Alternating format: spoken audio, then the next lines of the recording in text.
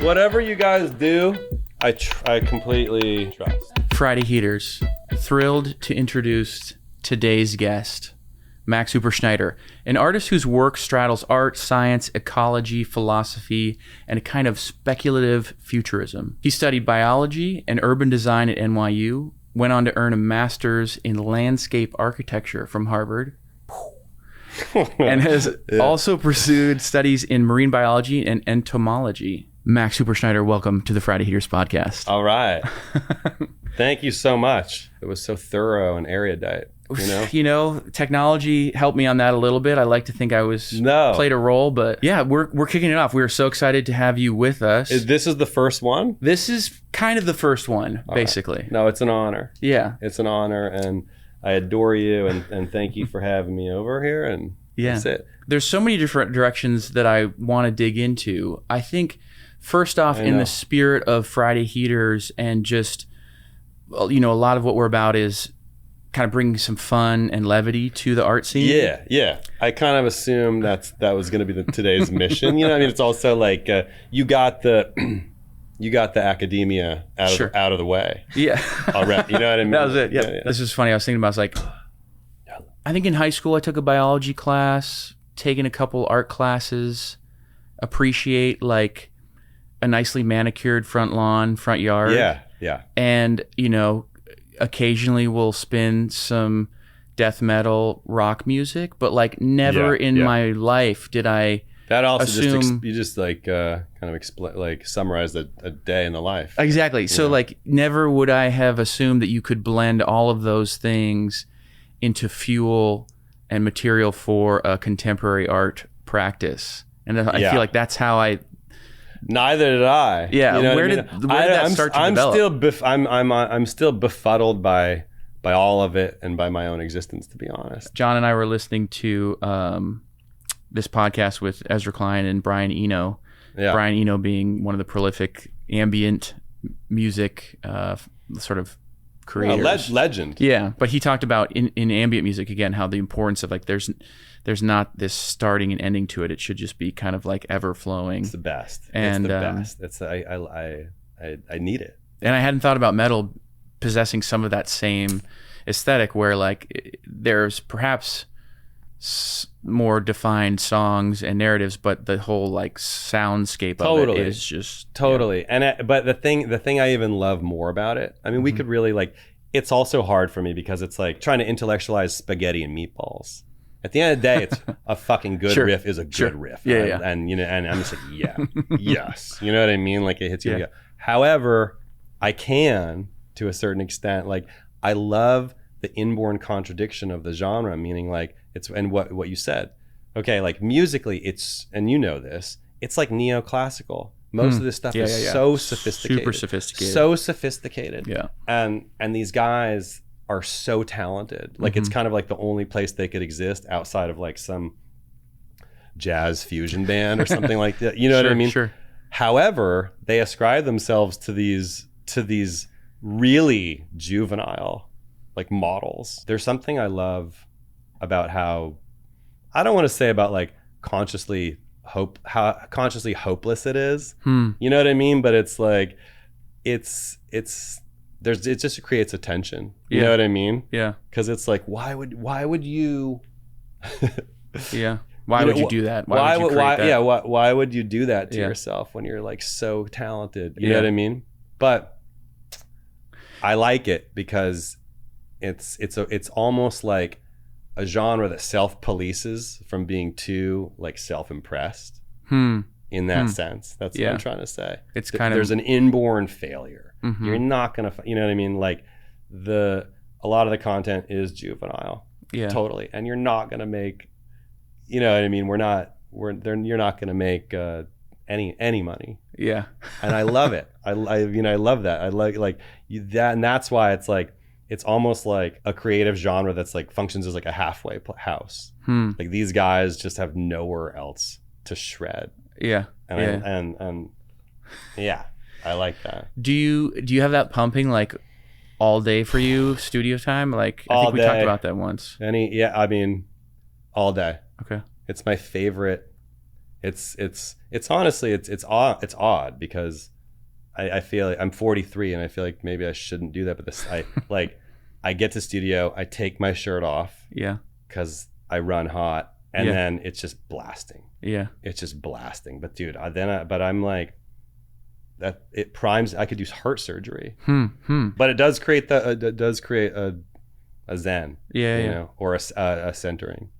So you in some ways you're kind of like strong arming in like this love for science and biology and weird animals as a kid, and then you get into philosophy too, man. Yeah. Okay, so philosophy comes at some point. Yeah. Then punk rock into metal, Slayer. You get that influence from family. Yeah. But then at some point, it's like, I'm into a lot of things. I don't know if I think to like smash them all together to make something. No, it's what is that then launching point, or depending on my mood, I could answer that question in so many different ways. But I think about it a lot, and it's a great question. And the more I talk about it, the more comfortable I get with the result. Honestly, so I think it starts with the home. This sounds I sound like Martha Stewart. That's what we're about here. This is like it starts with the home. I was fortunate enough to have an environment that was not I was not cornered into making any sort of like pre-professional decisions. Like I don't have to be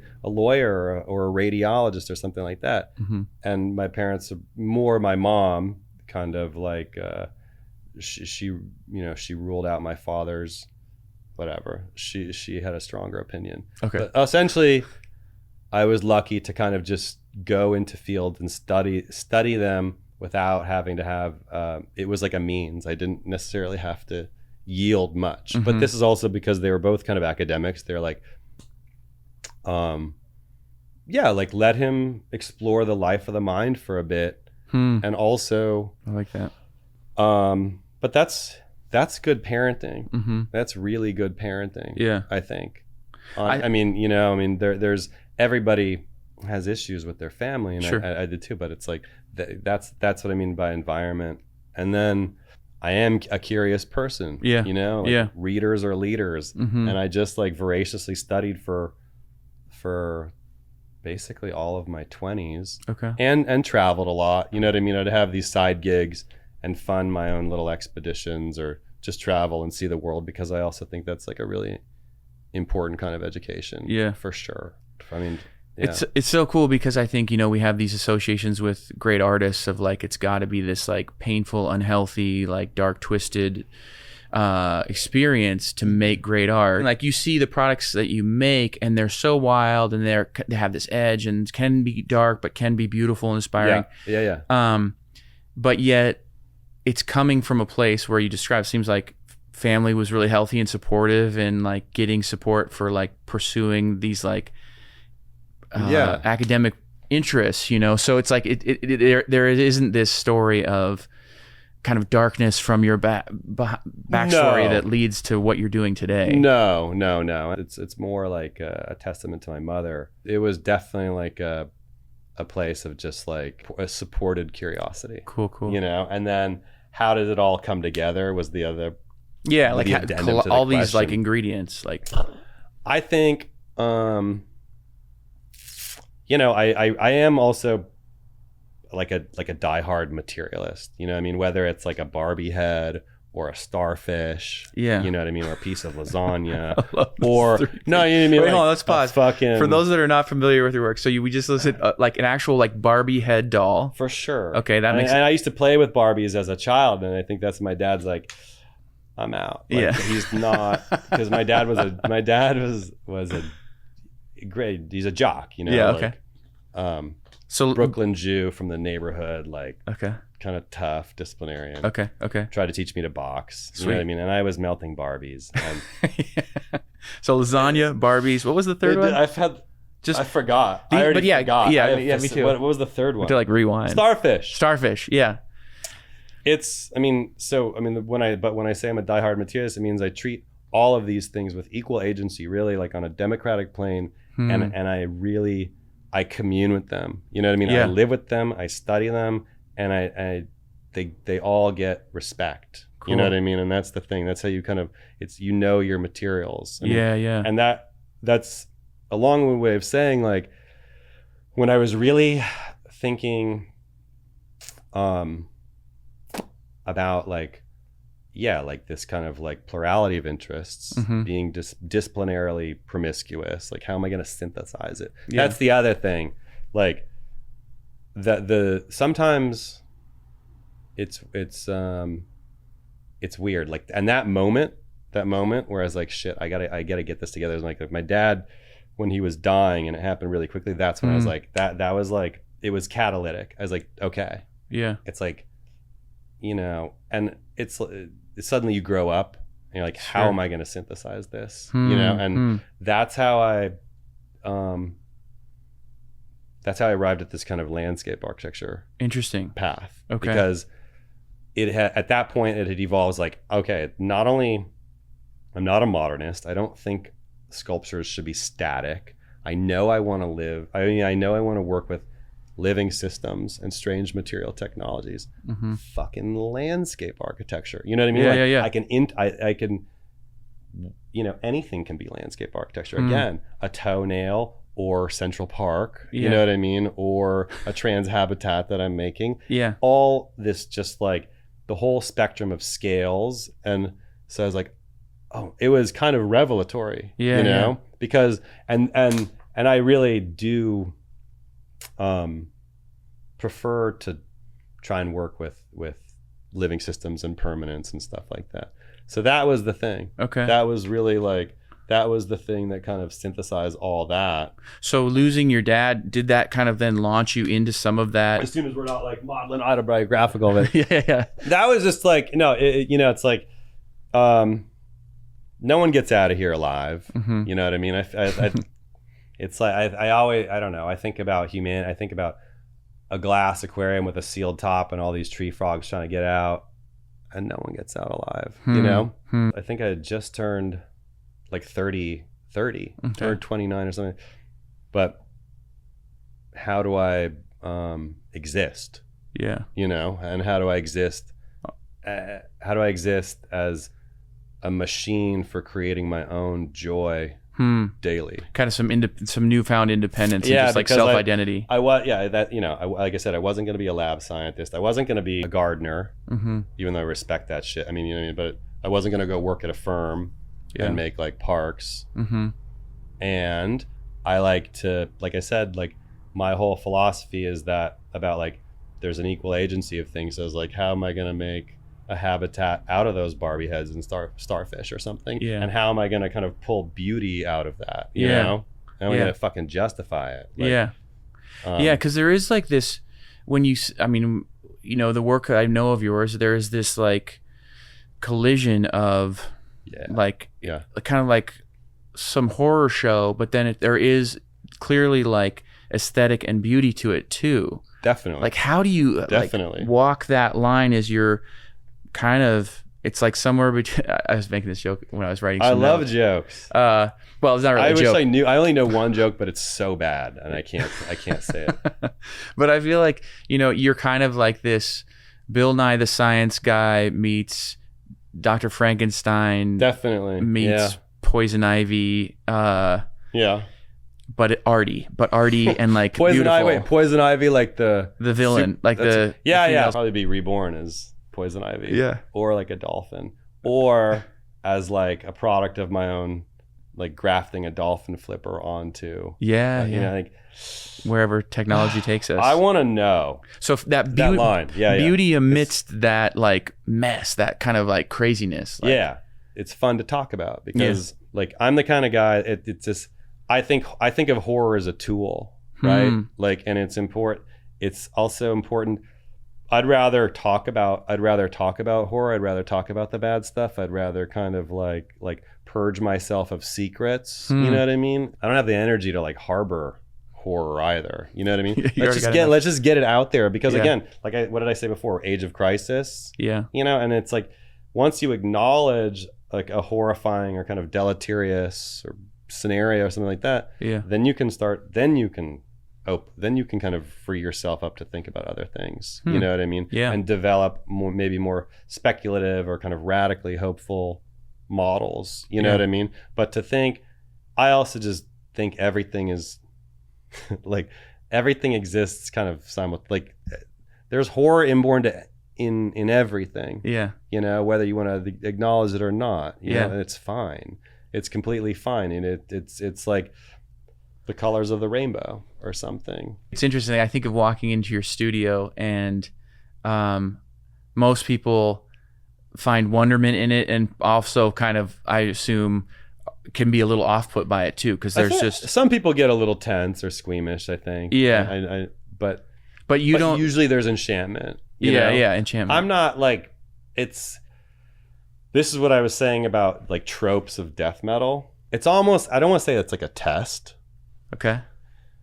You know what I mean? But yeah. But it's almost like, let's just like cross that threshold and get to a place that's like much more interesting, because of course, you know what I mean? Yeah. It's not like nothing is really what it seems. It's not that rudimentary. You know, like there should be more intellectual wandering that comes out of something. Like is someone willing to kind of get outside the norm with you? You know what I mean? Yeah, exactly. I guess it's my way of saying, I think the stuff can be titillating and that's good, but there's also like, I want it should be kind of like psychologically demanding to some extent. You know what I mean? Yeah. Because it's like somebody, it's like somebody really reading your syllabus. You know, it's like you want someone to kind of geek out with you, or at least dislike, you know what I mean? Like, or at least it should at least elicit something, you know? But I also think, and I'm not a climate crisis artist either, maybe I'm a climate crisis adjacent like artist. We are in a world of dispossessed malls and brown fields and landfills and everything. Claire's shops going out of business, you know. I didn't know they were going out of business. All over the place. Claire's, yeah, that's where I first got my ear pierced. I was gonna say. Yeah. And I actually got my ear pierced, and then I was like, not enough. I went right back and got a second one. That was when I was in 5th grade. Just like the same day? Within 20 minutes. Wow. I know. That's why I'm not like, I told you, it's like, there's a quick molecular acceleration to everything I do. Well, they talk about too, like the high of that pain to like the rush of it. Maybe that was part of it. Yeah. I don't know. I just felt innately like one wasn't enough. Cool. But really, it's time to think of whether it's like a relationship or a landfill or something, just like longer spans of time and what things turn into. I guess that's really why. It's like, come on, like take my hand, you know what I mean? And let's walk through the cemetery together or something, but let's see what this will turn into together in 200 years, because it won't be a fucking cemetery. What it will be is a park, you know what I mean? Like of like volunteer, like flora. I mean, actually like the first parks came from cemeteries. You know what I mean? So it's kind of like my little protest against knee-jerk reactions. I think we all need to have less knee-jerk reactions to everything, myself included. You know what I mean? Like, I like that. And just, I don't know. And by being in some of these enforce a certain presence that wouldn't, you know? Yeah. For me, I'm trying to do that. Yeah, and I think that's you. In some ways, you provide that for everybody else who gets to experience your work. In that it feels, and you know me, I'm a fan. So it's like when I say like it's so far out there. I know, hell yeah, dude. That's like that's the I love that you give people, that you push people out there. Which I think is compelling. Yeah, that's the other thing. I mean, in many ways, I'm not trying to like. I mean, this doesn't sound. I don't know if this sounds good or bad, but I'm not necessarily like trying to like relate to people at all, you know? Yeah. But that's because, again, it goes back to the creation of something that's more atmospheric, you know, that lures you in. And if I do a good job, your eye should be darting around. Like should be a kind of chain reaction of seeing. So you're just like, wait a second. Oh yeah. Like that. I don't know if I like that maggot, but I do like that like piece of iron pyrite. And then suddenly you're bewitched by the thing. You're in it. You know what I mean? Like that's the in some ways it's kind of a gift. I don't know, I'm riffing with this myself, but like what you talked about earlier with like not doubting yourself, and then that sounds so bombastic. I know. I mean, no, I but shouldn't have said that, but no, like, so that plus not caring about sort of what you just said about not caring about what others think. It's like it allows you to, like, what is like the limit of the mind can create, like how weird can it go? No, totally. You kind of need some of that to do the things that you're doing. Yeah, I mean, I think it's also just, again, it's partially just you're in your DNA. Sure. You know what I mean? Clearly. It's not something that's necessarily rehearsed. You know what I mean? I was to say, like, maybe it's borderline special needs too. But I mean, I don't know. It's just... that's the way you're wired. But like I said, I just call it, it's more internal species. Mm-hmm. Even though I am a total, as you know, probably I'm a total ambivert. You know what I mean? Yeah. You give me 8 hours of rest, I could sell you the world. Like, I mean, yeah, like you, and it's kind of reflective of like we'll see each other as friends and like connect, and then like you're off somewhere. Like I totally go down off the rabbit hole. Yeah, I do. I mean, because I fixate. There's that kind of like nerd obsessive side where I'll suddenly just be like, all right, wait a second, like that's where you get like solid smoke. Like I gotta just know everything about solid smoke, and I gotta go fly to Massachusetts to talk to the fabricators, that kind of stuff. And then suddenly a friend of mine has a child or something. What?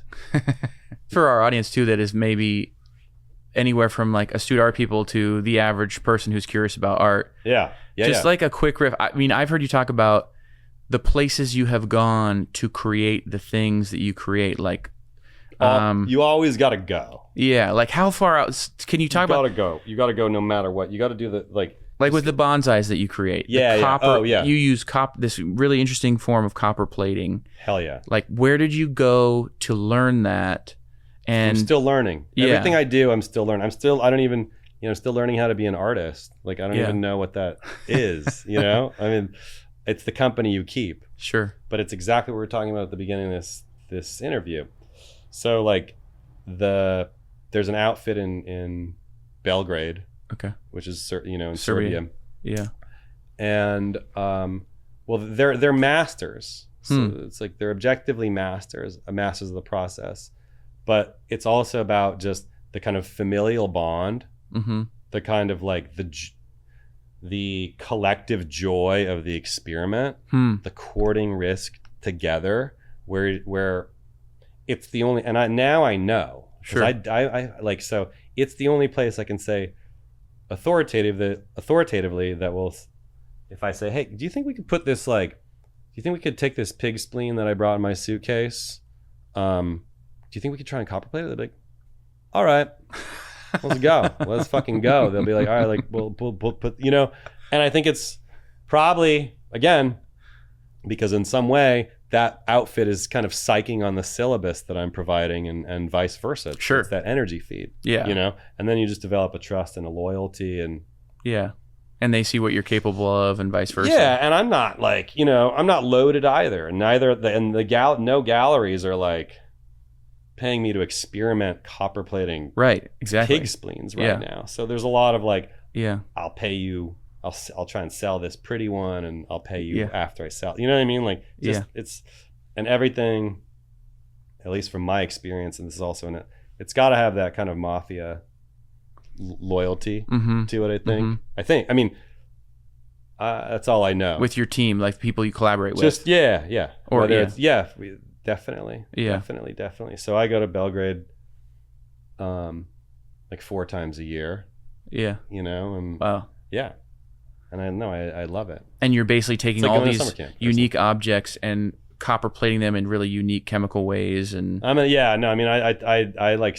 guess I smuggle, but I'm probably gonna get in trouble. I don't know, but no, I ship stuff. I find stuff there because a lot of the stuff is live or organic. Okay. We've developed this process together. Yeah. For copper electroplating, living or once living things. I mean, that's also subject to debate. What's living and what's not. But like, if you find a place, there's just no other place that will do it or do it well. Okay. Because it's a ubiquitous process. Yeah. No one can do it in the right way. And sure. at this point, after rehearsing it for 5 years and talking to people in the US and other parts of Europe. No one will do it, mainly because it'll contaminate their whole kind of workflow, the whole tub. Interesting. Yeah. So. Okay, so that's one example. That's one. Yeah. Oh yeah, that's one example. Hell yeah. Yeah. And then too, you ended up. I know you ended up on like finagling your way onto like a deep sea vessel exploration trip recently. Oh man, yeah. I also think it's like you kind of gotta go micro and macro. I think for like one of the reasons what you're talking about, like me kind of being a phantom, or what I mean, it's like when I'm here, I'm pretty micro. Yeah. I've got my regiment. Yeah. And then I go to the studio. Yeah. And I'm just kind of like making these kind of microcosms, know, and the whole fucking city feels like a laboratory for me. If I need something, I'll call someone up, or I'll just go get it myself or something. That's the other thing. Like LA is so uniquely itself for that reason.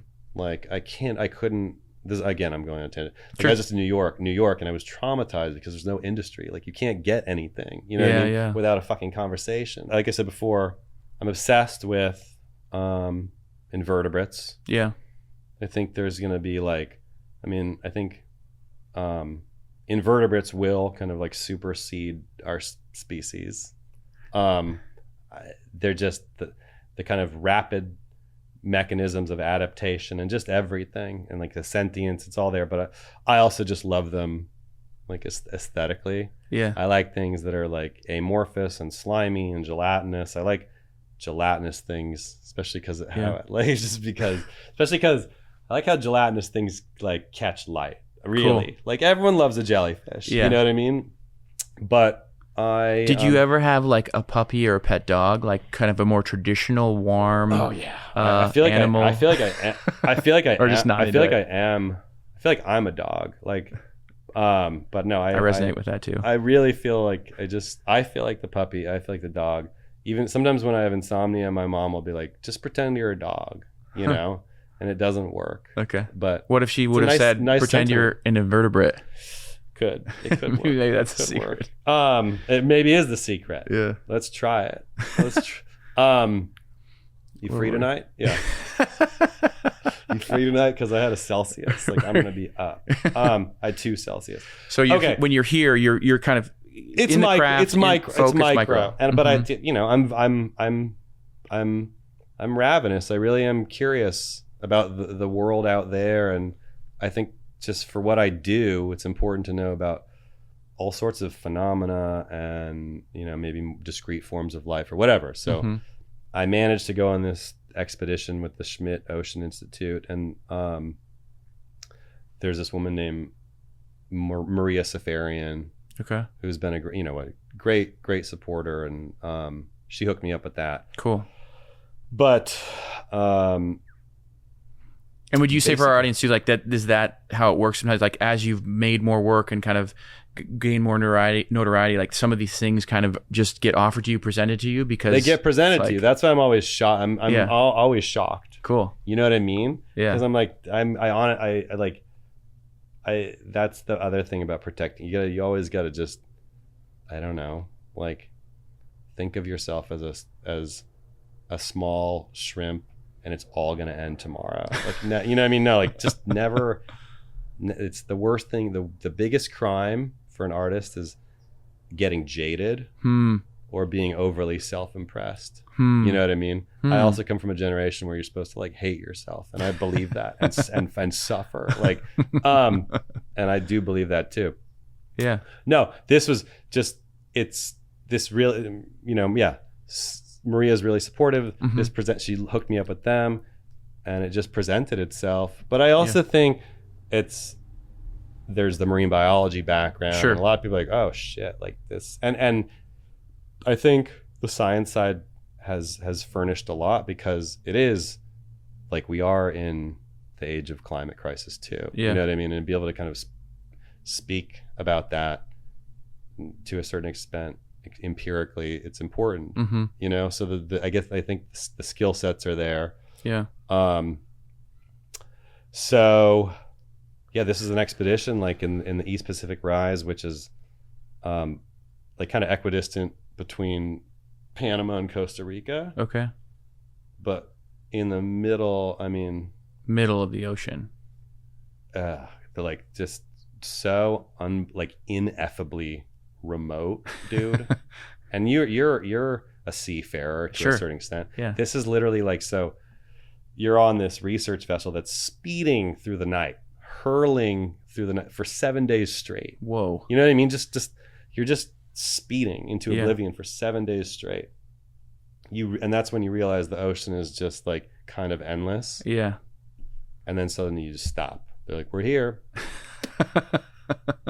and are you gripped at all? I mean, are you feeling like great, or is it like, oh shit? I was so ecstatic on that journey, man. Also because I love a controlled environment.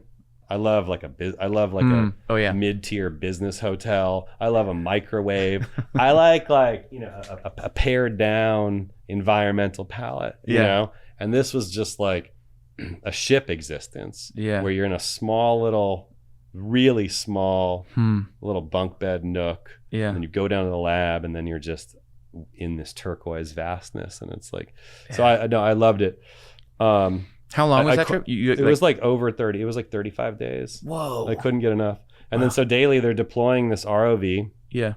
That's going to the seafloor to study kind of symbiotic bacteria and hydrothermal vent communities. You know, you've seen those kind of like cathedral-like agglomerations of tube worms that like vent sulfite. It's so fucking it's just it's what you see everything. I feel like I've so seen that awesome. It's just everything.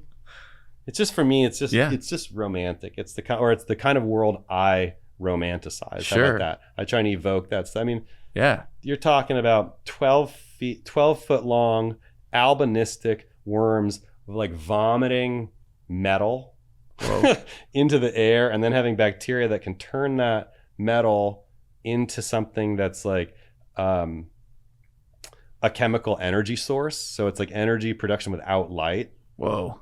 Yes. I'm like, yeah, exactly. Yeah. No, I mean, I think also sometimes there's things in the life when you get like when you get weirder and more eccentric, there's only one person that can do. People get curious. Yeah. There's only one Gotta person. Call Max. Yeah.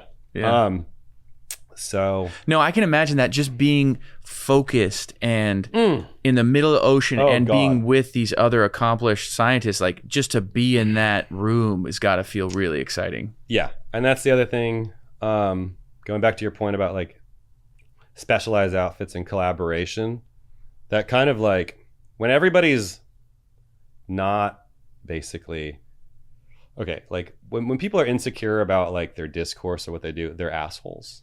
When you're really at like pro level, everyone's so generous. Right. It's so true. It's right. They're like the kindest. So yeah, when you're like, I don't care if it's artists or scholars or I mean, artists are scholars, but you know what I mean? Or it's like they're beyond the point conductors of proving themselves. Yeah. So they can just be kind of generous. Or maybe that's what's got them to that level in the first place. Anyway, so it was like that. And then it just becomes like an orgy of like free thought, you know, and a generosity of knowledge and just the experimentation. Yeah. It was such a great experience. Wow. It was such a great experience. And I also think when you do get to a level, you get curious about other disciplines. Mm-hmm. Mm-hmm. Sometimes you can find these weird loopholes. Like I've noticed a lot of this, and this is also like, especially with science, there's a lot of scientists scientists and artists that are partnering and working together because they find that they're kind of like, they're asking similar questions, and there's also like similar interest in running similar kind of experiments, you know, for just like engaging thought itself, not necessarily making like coming up with a bronze for a park or something like that. Yeah. New ideas. And that's, I guess, going back to the first question too, seeing that kind of in like the contemporary field. Yeah. I think that's fantastic. Yeah. You know what I mean? It's like we're starting to mix primary colors of fields. Yeah. You know, I like that. And so, I mean, so you come back. And then, you know, I'm a product of it. I'm always like you know, I mean, I have my kind of core discourse, you know, core kind of a approach, but in many ways you have to, you know, I'm never gonna make, you know, it's like I'm always kind of shape shifting too. Yeah, I bet. To meet the brief, you know, or meet the needs of the material, you know, or the project or something like that. Do you get a sense from that? Like, I think having seen some of the stuff that you've made since coming back from that trip, obviously, like that's gonna like give you fuel and inspire you to make work. But like, what about the flip of that? Do you get a sense of like how you affected these more traditional scientists or that? Well, that's why it worked. Yeah, that's why it worked. It's I mean, there's a friend, you know, there's a you can feel that kind of, again, it's like playing a concert or something. And not that I've never played, I would never play a concert, but there's there's a mutual energy feed. Yeah. You know, that becomes just very, very loving, and you're kind of riffing on one another and kind of trying new things together. So yeah, I think so. I would imagine, that having you around would definitely influence some stuff. Well, I also, I mean, I do know, it's all when at the end of the day, I mean, when I think about, especially some of these projects that I'm doing on the horizon, and I know the language of science, you know what I mean? I know how to talk about it. Like I know what chemosynthesis is and stuff like that, or like the benthic region of the ocean, stuff like that. So everyone's like, okay, all right. Like cool. I'm listening, and I'm like, all right, but now how do we like invert this whole thing? Like, but I think I'm doing these much larger projects the next couple of years, like landscape, straight up landscape. The only thing my job is going to be really is the guy that lays down a common alphabet for a lot of different parties. You know what I mean? The scientists, the copper guys, the soil scientists, whatever. That's it. So it is kind of like being a conductor, Pied Piper, you know? Yeah. Do you want to like hint at where, like, is when you say like, what does that entail? I can say it. I can say it. Sorry, like I don't know. You don't have to, but like no. Sorry, I got a fancy pillow and it's destroyed my neck. Oh, you're talking about okay. No, I'm like no, I'm not squeamish at all. No, for sure, I can announce them now. Like there's the Stewart collection at UC San Diego, which is like Mecca. You know what I mean? There's like Kiki Smith and a Bruce Nauman and Michael Ash, just like Bob Irwin, just fucking like really so prestigious. And I'm going to be doing like a permanent park on campus. Cool. Which is, it's insane. That's insane though. I mean, it's crazy. It's like having Cannibal Corpse play the Rose Bowl.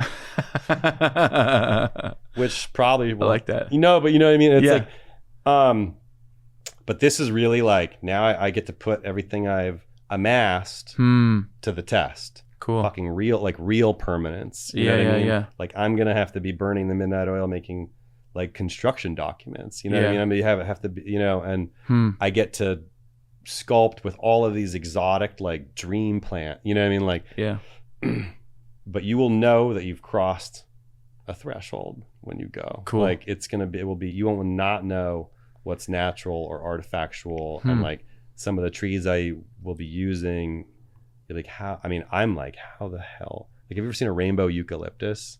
Can't say that I have. It's John. Just whatever. Tonight, look at like a rainbow eucalyptus. It's so insane. But that's like 2 years out, I think. Okay. But that's fat. I mean, that's soon. Big time. That's big time. You know, ultimately, what it feels like is like you take, you know, the sculpture you own. Like I'm just gonna make that, but like human scale. This is my dream. This is what I signed up to do.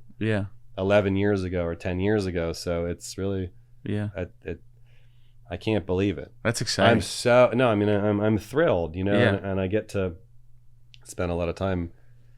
It's UCSD, so there's Scripps Ocean Lab down there. You know what I mean? That's also another like that's a place of lore. Like I'm gonna get to collaborate with them. So it's the project just becomes a nexus for all of the kind of research that I like, because it's at a university. You know what I mean? So I'm already talking to the deep sea people and the bug people and the engineer optic people. Yeah, it seems like. But I'm gonna pull out some crazy fucking chops on this one. Sweet. Feels like a great fit. I mean, just what we learned today. That was one of those things that just came. Yeah. But then also you have people. It's nothing's totally accidental either. You know, like Annie Philbin, for instance, is like on their board. Yeah. And she and I definitely were like dolphins together in another lifetime. But shout out Annie Philbin. Yeah, seriously, serious shout out. Like I adore that human. Retired executive director of the Hammer Museum. But she gave me, she was also catalytic and like. Sure. Yeah, she gave you a shot. Yeah. She's like, this guy's a fucking nut. Yeah. But he seems like pretty cogent, and I'm gonna give him a. You know what I mean? Like, was that kind of a defining moment for you? Huge. You think in career? Yeah. Yeah. Because I remember that was the big install. Was it Main LA or was it just in that one room? It was just like a Hammer project. Yeah. Okay. It was the Hammer project. Yeah. For those for John, you were not there, and for those out there who are not going to Google this later, it was the Hammer has this like kind of singular small exhibit room. I don't know. I'm off the top of my head. They call it a vaulted space, right? Yeah. Like, it's going to say it's like maybe like 15 feet wide by 30 feet deep. And Max just had this entire room filled with this large, I should describe this in my own words and then let Matt. No. This like large, like jungle space crash melting pot installation that just filled up the whole central room that you wandered around. That's it. That's really what it was. I mean, no, it was for me. I mean, and I remember walking in and be like, "What the fuck is this?" Yeah. It's hard to classify. I don't even know how to like. That's that like the moral of the story for here, or not the moral, but like the only that's like I don't want to be able to classify the work, But it was just kind of it was like an island of wayward plants and things and everything under the sun, kind of like what you would see like the end of a continent or something, a tropical continent. Yeah, it was like tropical. I remember being kind of like tropically greeny. Yeah, but it was the first nod towards the installations I want to be doing, but also the kind of the language of the landscapes that I want to create. Yeah, like, and I had free reign, and that was also. I mean, I was working with Ali Sabatnik on that. Okay. Just a bigger kind of ecosystem question of, so much artists can be thought of as these like individual, we can go back to Brian Eno actually. Yeah. Like his whole theory was, it's fresh off my mind because of that podcast, but rather than like genius, he coined this term scenius, like as if it was more of a scene that was responsible for like fostering these artistic creative breakthroughs.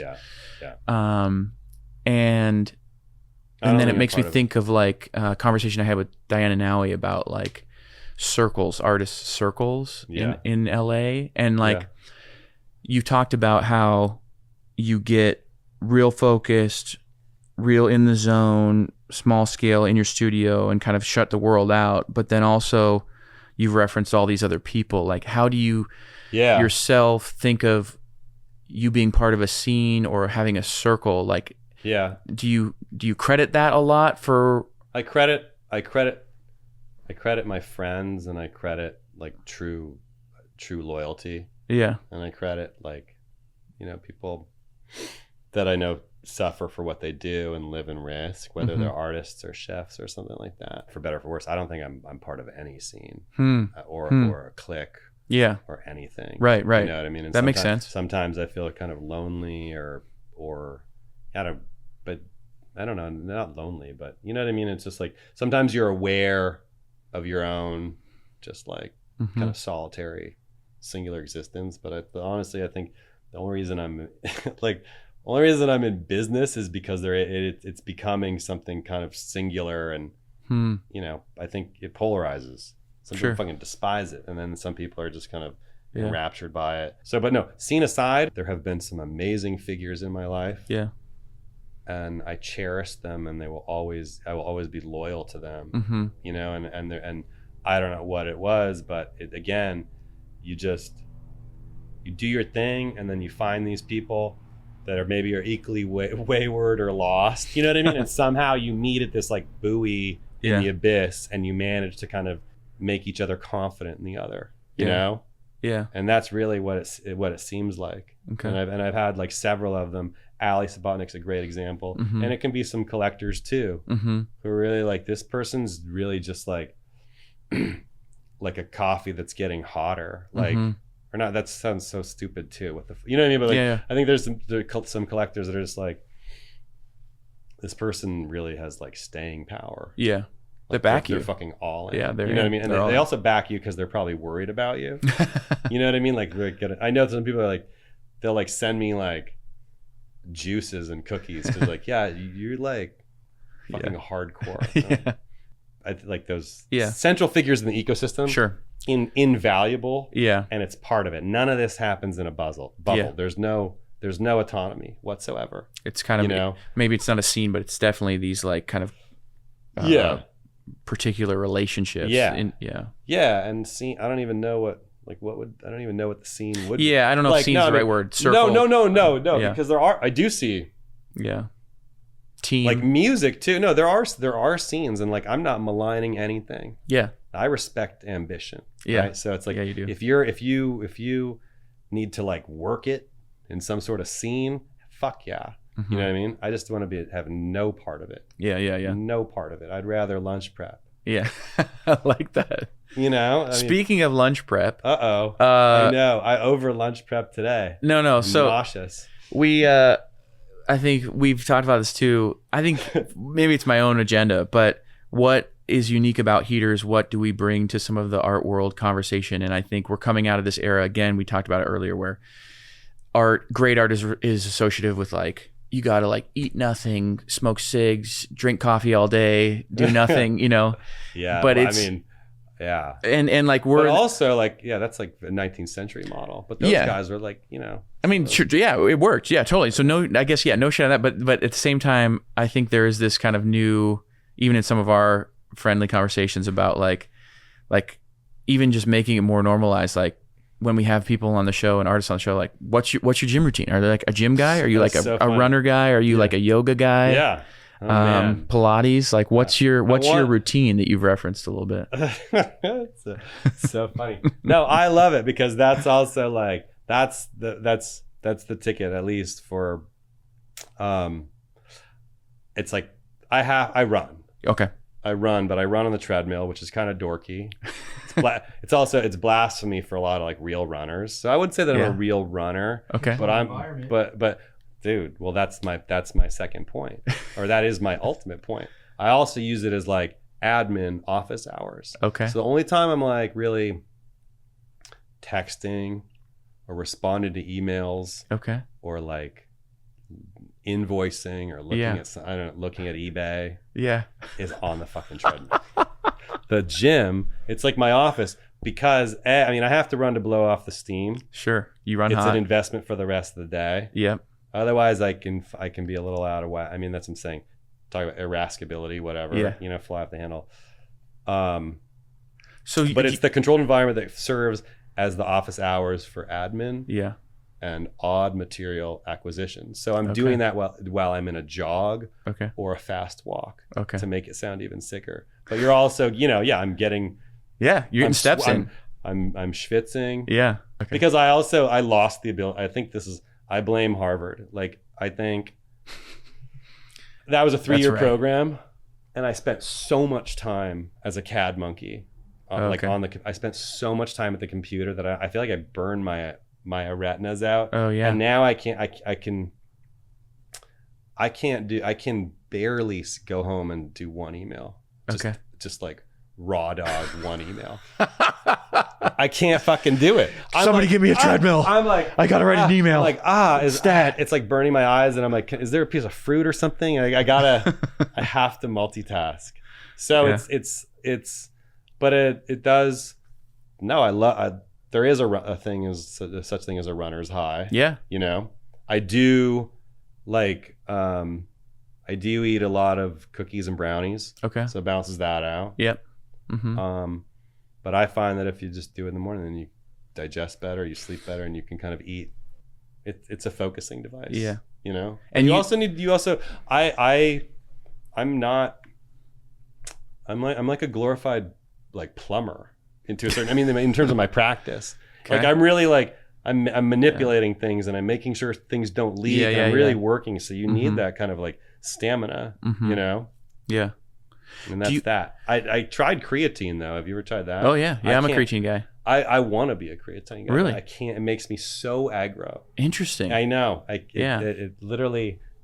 Maybe circle back to it in 10 years. It's supposed to be very good for cognition, but yeah. Yeah, that's what I was reading about. Yeah. I'm not trying to get like, you know, yoked. like, dude, can you imagine that?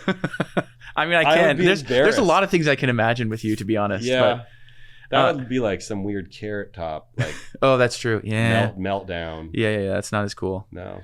So fun. So fun. One last thing, maybe. Just I wanted to hit on earlier. I'm Not that we're in any shortage of sound bites. I feel like at this point, you're going back to your mom. She's kind of like this rock star. I have met her a couple times. I see her around like big events. Yeah. You guys party together. Like, yeah. Tell us about like partying with your mom and probably like not a good look at this point either. But I don't, you know. You talked about you and she collaborating. The way on that I some was potential raised, it was like, this is, you know, it's like we were reflecting on that, and it's not like this. Like, okay, this was brilliant actually when we talked about this, and it was like several years ago. And she's like, you see how like I don't give the dogs rules, and they become more dog-like. She's like, that's what I did with you. Whoa. You know what I mean? And so my experience, it was fucked up. I mean, it was yeah, no, but that's cool. But it's like I was raised in it was very serious. It was very just like, tell me what's up. I'm doing my thing. Like, don't fuck with my focus. I love you. Learn how to like harvest your imagination, self-stimulate. It wasn't, in fact, like it was almost like it wasn't like this thing where there's like this kind of coddling. Yeah. There was no coddling. It was very like, and it was just because I was just raised in a way where it's like, all right, like there was a respect. You know what I mean? Like it's you know how some environments can infantilize or encode certain kinds of thinking, because it's like if you're gonna be like, oh, like you know what I mean, like did you do a poopy or whatever, you know what I mean, like what's gonna fucking happen, you know what I mean, like sure. I mean, who knows? Again, I'm not maligning.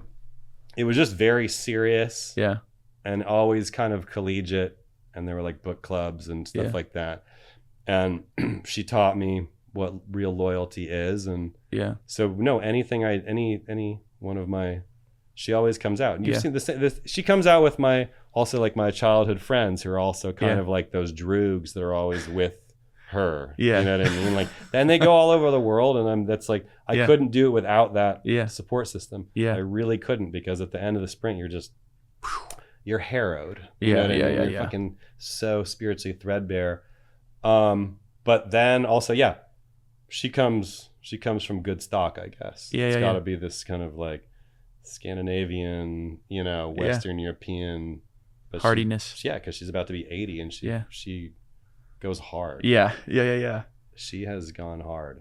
I think it's interesting. I'm hearing you describe that. It makes me think, in some ways, it might make you guys really more easily peers now, because there was more of that dynamic. That's what my experience was when I met her. I was like, you guys were all hanging, and you're okay. Yeah, peer is the right word. Peer is probably the right word. You know, I think that's really like, it was, because it was always kind of like that. You know, but I mean, of course it was kind of loving, and you know, but it was it seems like it. It was let the dogs become more dog-like. That's pretty badass style. I know. It seems to have worked out. I thought about it for a long time. Yeah. My experience growing up with her made me want to be a parent. Wow. Cool. I don't know if it's in the cards. Yeah. Because again, I'm all in on this. You're focused. Yeah. You know what I mean? That's cool to hear. Like, there's kind of some sort of logic in what she did. Yeah. That you want to like pass on. Kind of. I mean, a little sweet left-hand turn. Yeah. The best thing one can do is just, you know, it's like you got to be conscious of your sacrifices, you know? Well, I think that's good. That was, what do we say? That's the Max Hooper Schneider Friday Heaters episode. That's like, yeah, it's like Max, thank you for joining us. This was just my pleasure. Mind-blowing, a delight. You are one of a kind, and we are grateful for your time and to kind of expose you to a new audience and try and connect the worlds between you and this kind of high-level science art world with the everyday art enthusiasts that we are kind of championing. I really appreciate it. Yeah. You know, I really appreciate it. Like, I feel like I came out of a bomb shelter, and this is like an energizing encounter. Cool. Yeah. Cool. We'll take it. We're good. Bye.